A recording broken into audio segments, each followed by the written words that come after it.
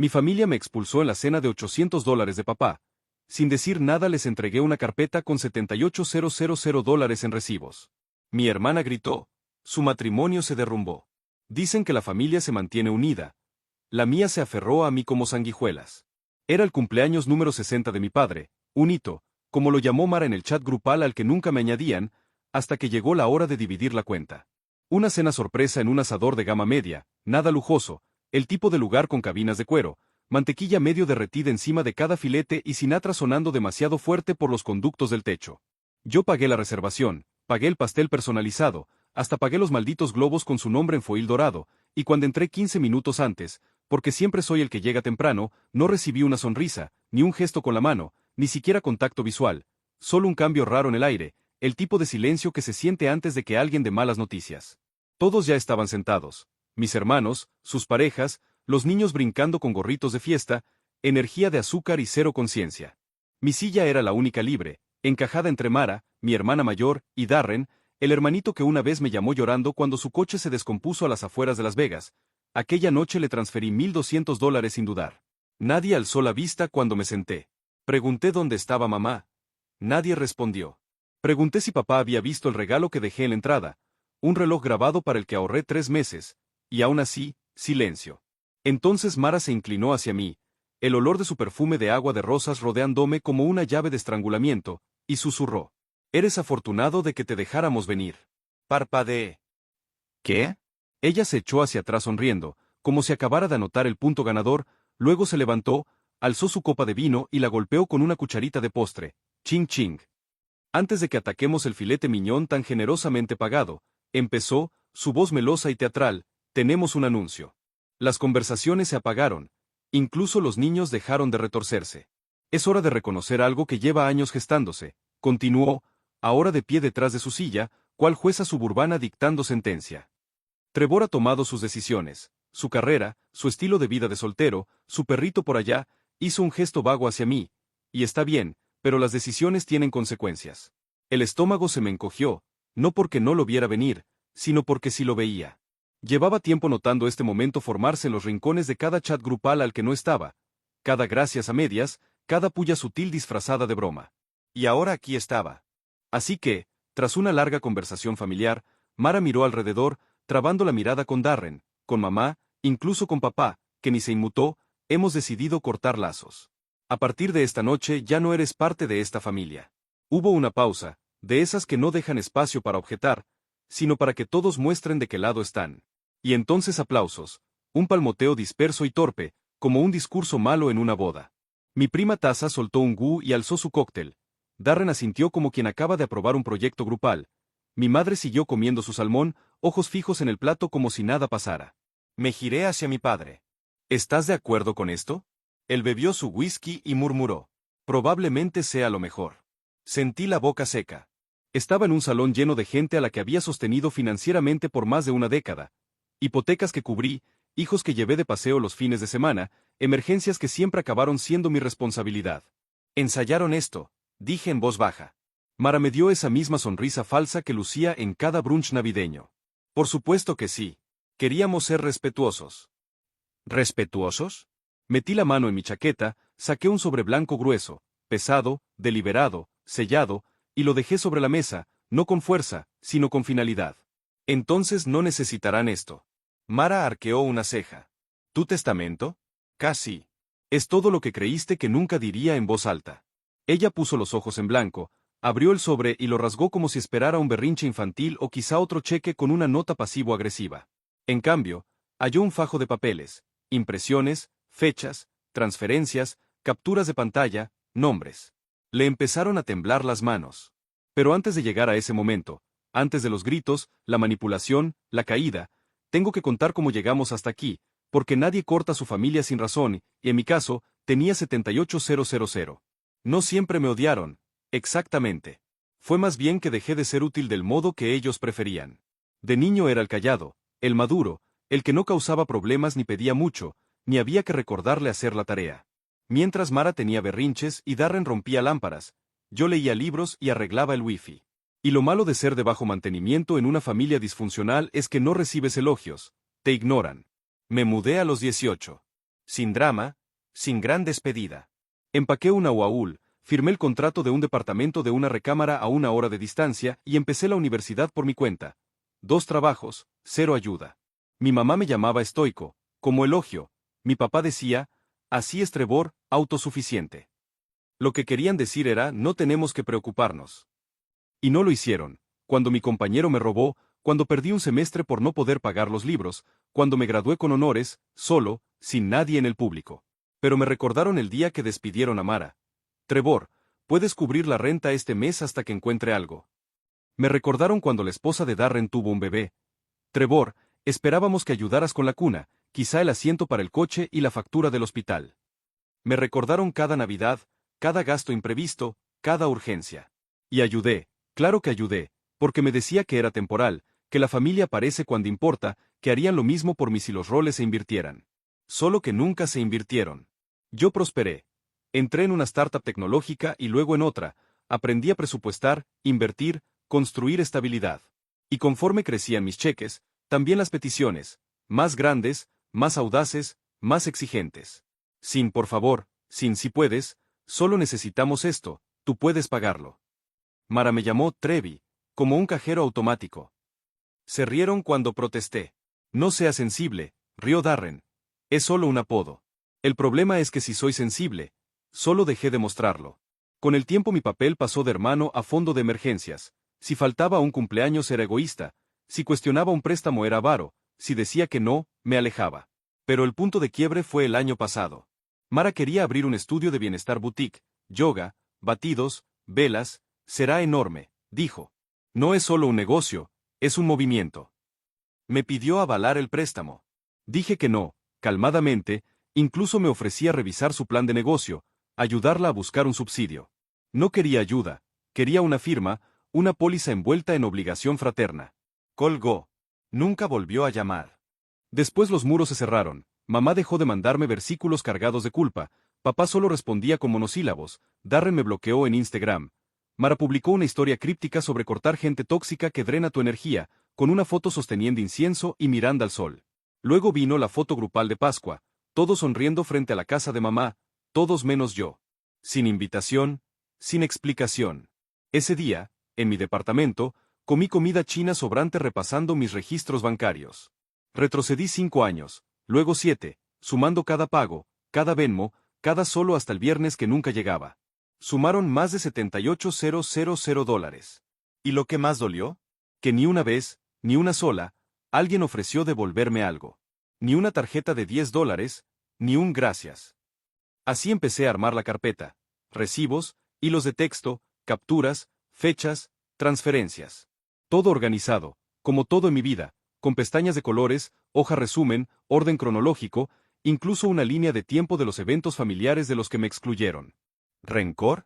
Tal vez, pero no planeaba venganza. Construía pruebas de lo que se negaban a ver, porque sabía que se avecinaba una tormenta y, cuando llegara, no quería gritar ni llorar, quería sentarme a esa mesa, mirarlos y mostrarles lo que habían hecho, sin alaridos, sin súplicas, solo hechos impresos, con 3 orificios imposibles de ignorar. La mueca de Mara murió en la página 2. Al principio hojeó la carpeta como broma, una tarjeta de cumpleaños pasivo-agresiva, quizá un Excel ridículo del hermano rígido que no aguanta chistes, pero luego se quedó rígida, la cara se le cayó, la mesa se cayó, sus dedos temblaban al pasar otra página. La boca le tembló, como si quisiera hablar y no supiera cómo. ¿Qué es esto?, murmuró. Darren se inclinó. ¿Qué pasa? Ella no contestó, se levantó demasiado rápido y volcó su vino. La copa rodó y se vació sobre el regazo de papá. Él se levantó maldiciendo, pero Mara no lo miró, me miraba a mí. No tenías derecho, sisió. Yo permanecí quieto. No tenías derecho a guardar todo esto. Alzó la voz, señalando la carpeta como si fuera una bomba. Es una invasión, estás retorcido. Nadie se movió, ni siquiera los niños. Mi madre dejó el tenedor, pálida, labios entreabiertos como si viera un fantasma. Joel, esposo de Mara, tomó la carpeta y empezó a leer. Entonces lo dijo en voz alta. $78,000. Me miró, ojos abiertos. Asentí. Cada centavo verificado, dije. 7 años. Silencio otra vez, tan denso que oprimía el pecho. Joel pasó más páginas, cargos de tarjeta, facturas dentales, confirmación de vuelo a cabo. Se detuvo, entornó los ojos. Oye, ¿y esta reserva de hotel en Santa Mónica? Los ojos de Mara se abrieron. Buscó la carpeta, nerviosa. Eso no es nada. Era trabajo. Joel no se movió. Fuiste a un hotel 3 noches con alguien llamado Ryan. Tú me dijiste. Empezó ella, él alzó la mano. Dijiste que estabas en un retiro de bienestar con tu mamá. Y así las grietas se volvieron fallas. Joel se levantó y salió con la carpeta en la mano. Sin gritos, sin escena, solo la puerta cerrándose. Mi madre por fin habló. Guardaste registro de todo. La miré. Voz firme. Alguien tenía que hacerlo. Ustedes nunca recordaban. Parpadeó, bajó la vista al plato y susurró. No quisimos hacerte sentir un extraño. No, respondí. Quisieron hacerme sentir útil. Levantó la mirada, ojos húmedos. Eso no es justo. Es honesto. Entonces papá carraspeó. Bueno, todos nos pusimos emocionales. Tranquilicémonos antes de que esto se salga de control. Fuera de control. Aún creía que podía salvarse. Es lo que pasa con gente así. No escuchan hasta que quemas la casa entera, y aún entonces, se quejan del humo. Saqué otro sobre del bolsillo. Papá rodó los ojos. ¿Ahora qué? Lo puse frente a él. Este no trata de dinero. Lo abrió, leyó la primera línea y se quedó quieto. Poder notarial revocado, leyó. Poder médico, contacto de emergencia, respaldo financiero, todo revocado. Ya no soy legal, financiera ni emocionalmente responsable de esta familia. Mi madre soltó un jadeo, como si la hubiera abofeteado. No puedes decir eso. Sí puedo, respondí. Y ya está notariado. Recibirán la notificación formal el lunes. Está siendo cruel, espetó Mara, regresando con el rímel corrido. No, dije, poniéndome de pie. Estoy terminando. Mara miró a mamá, buscando apoyo. ¿De verdad vas a permitirle esto? Mi madre susurró. No está escuchando. No, repetí, más alto, recorriendo la mesa con la mirada. Ustedes no escuchan. Tuvieron años para hacerlo. Cumpleaños, fiestas, llamadas de hospital, chats. Les di tiempo, dinero, paciencia, y cuando por fin me negué una vez, me exiliaron como a un primo borracho. Me incliné, palmas sobre la mesa. Yo era su contacto de emergencia y ahora soy la emergencia. Pero aquí la diferencia. Ya no vengo a arreglar nada. Nadie habló. Mara me miró como a un extraño. Darren no alzó la vista. Mamá observó la carpeta, luego el sobre, luego la silla vacía de Joel. Entonces solté la frase que practiqué semanas. No perdieron a un hermano esta noche, perdieron su plan de respaldo. Tomé mi abrigo, di una última mirada y salí. Sin portazos, sin gritos, solo pasos, tranquilos, firmes. Los dejé en su propio desastre. Pastel a medias, vino tibio y silencio frío. Subí al coche, apagué el celular y conduje a casa. Por primera vez en mi vida, nadie podía contactarme. Y por primera vez, no quería que lo hicieran. Esa noche no lloré. Pensé que lo haría, que me quebraría manejando, repasando cada palabra y preguntándome si me cedí. Pero sentí otra cosa, quietud, como si hubiera pasado la tormenta y quedara aire limpio. Entré y todo estaba en silencio, solo el zumbido del refrigerador. Sin conversaciones a medio gritar a través de paredes, sin chats grupales vibrando, sin mensajes pasivo-agresivos de mamá, sin versículos de Mara, sin seguimos siendo familia rogando un favor más. Serví una copa de vino, me senté junto a la ventana y dejé que el silencio se instalara en mis huesos. Por primera vez en años nadie necesitaba nada de mí y yo no corría a llenar el vacío. A la mañana siguiente hice algo pequeño, ridículo, preparé hotcakes. No para un brunch ni visita familiar, solo para mí. Huevos, arándanos, un poco de canela. Me senté a la mesa con mi perro roncando a mis pies, tenedor en mano, sin prisa. No llegaron mensajes ni emergencias ni culpas. Se sentía como libertad. Luego vino la claridad. Empecé a correr por las mañanas, dejé de revisar redes buscando pistas de Mara y Joel, eliminé hilos, congelé cuentas compartidas, cambié contraseñas, quité a mamá como contacto de emergencia y puse a un amigo. Hice una lista de pendientes. Médico, dentista, terapia, sí, terapia. No porque estuviera roto, sino para aprender a no cargar el peso de todos, a decir no sin culpa, a no confundir obligación con amor. Mi terapeuta preguntó, ¿cuándo fue la última vez que alguien te dio algo sin esperar nada a cambio? No supe responder, así que decidí cambiarlo. Empecé a ser voluntario en un refugio una vez por semana, ayudando a limpiar y servir comidas. Nadie me conocía como el tipo de salario de 6 cifras ni experto en deudas familiares, Nadie me pedía dinero, solo decían gracias y lo decían en serio. Fue extrañamente sanador. Y mi mundo creció. Apliqué a un nuevo trabajo en otra ciudad, cerca de la costa, más tranquilo. No pedí consejo, no verifiqué si incomodaría a alguien, lo hice. Me ofrecieron el puesto, lo acepté, empaqué. Una semana antes de mudarme llegó una carta, sin remitente, pero reconocí la letra de mi madre. 3 páginas, frente y vuelta. La primera, arrepentimiento. La segunda, culpa. Mara le está pasando mal. Joel se fue, la presión de papá. Ella extraña a su tío. La tercera, la petición. Estamos atrasados con la hipoteca, solo un poco de ayuda, una última vez y prometemos. No leí más. Doblé la carta, la tiré a la basura y exhalé. No me querían de vuelta. Querían acceso. Querían la versión que no decía no, la que pagaba en silencio, que tragaba resentimiento con una sonrisa. Pero él se fue. Ese Trevor, el solucionador, la cartera con patas, ya no está. ¿Y sabes qué? El mundo no se vino abajo sin él. Encontraron a otros o tal vez no, quizá enfrentaron su propio caos. En cualquier caso, no es mi problema. Desde la mudanza la vida es más tranquila. Me acuesto sin el móvil, despierto cuando el sol me pegue la cara, camino, leo, cocino, duermo mejor, respiro hondo.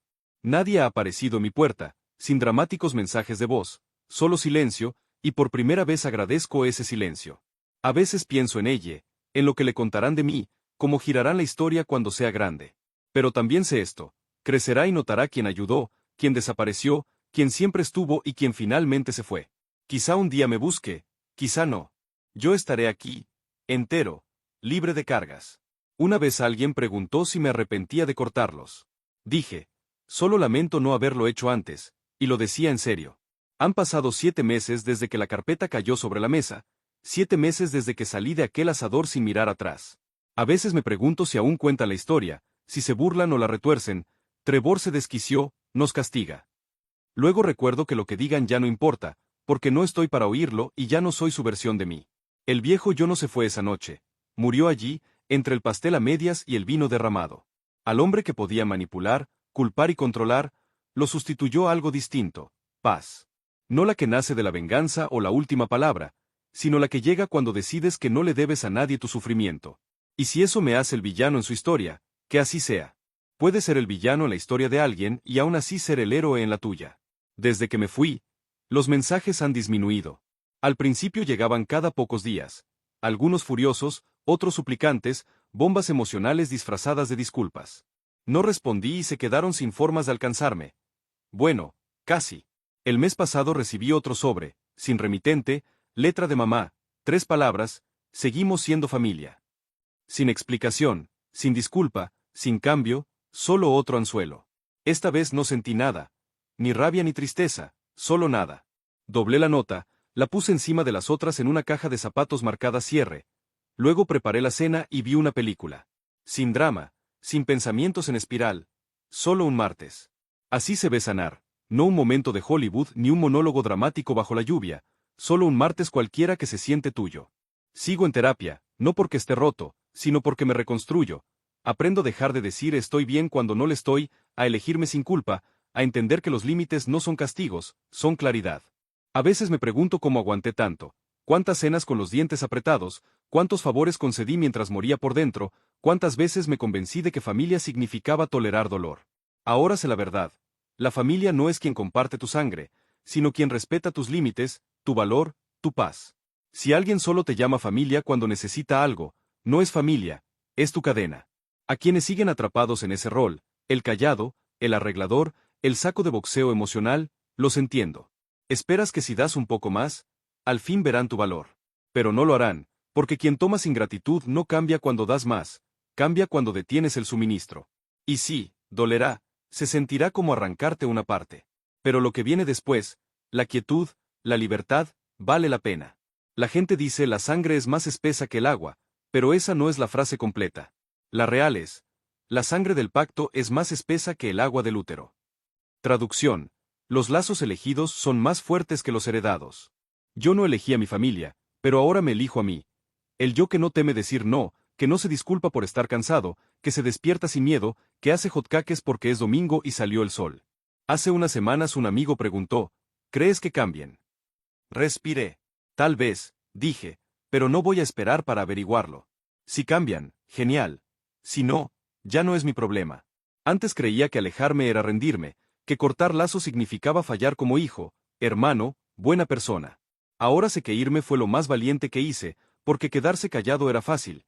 Decir sí, automático. Elegirme a mí requirió todo. Así que, si te preguntas si eres un desalmado por trazar una línea, no lo eres. No eres egoísta, ni cruel, ni estás equivocado. Solo estás harto. Y eso no es debilidad, es libertad. Gracias por escuchar, por ver y por sumergirte en este drama familiar. Si amas las historias familiares de Reddit, no olvides suscribirte y activar notificaciones para no perderte la próxima.